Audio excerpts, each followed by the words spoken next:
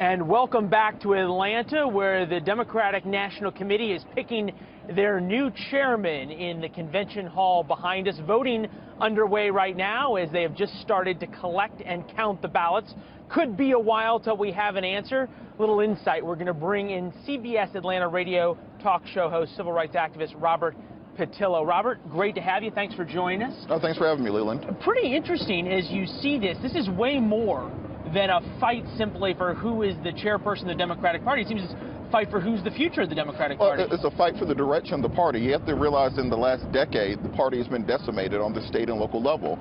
The appeal of President Obama covered up some of the deficiencies in the party. We've lost nearly 1,000 legislative seats over the last decade. 35% of governorships have gone to the GOP, 20% of the House seats, 20% of state legislators. So we have to change the direction of the party.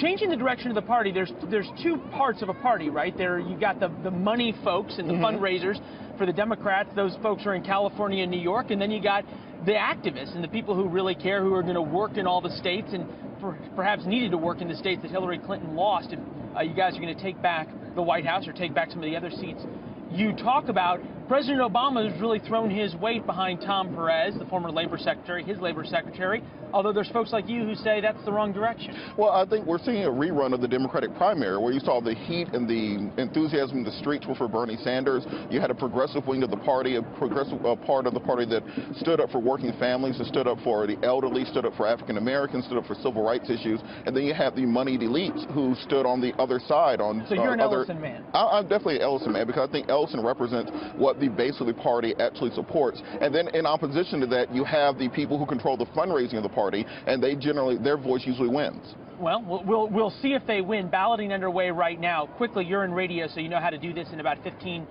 seconds. Alan Dershowitz, famed civil rights leader, famed Democrat, says if Ellison wins, he's leaving the Democratic Party because he thinks he's an anti-Semite. Are you worried about that? Are you worried about the backlash of Keith Ellison, who's so controversial? I don't think Keith Ellison is controversial at all. I think this is exactly what you saw the Tea Party do to President Obama in 2008. And to see Democrat do that on Democrat, I think is saddening. This is exactly the type of difference between the moneyed elites and the actual rank and file of the party we see. Well, as you know, Ronald Reagan said, thou shalt not speak ill of other Republicans. We'll see if the Democrats speak ill of each other. Stick around. If we get a verdict here or a result in this election, we'll have you back in the next hour. Absolutely. Thanks, Robert.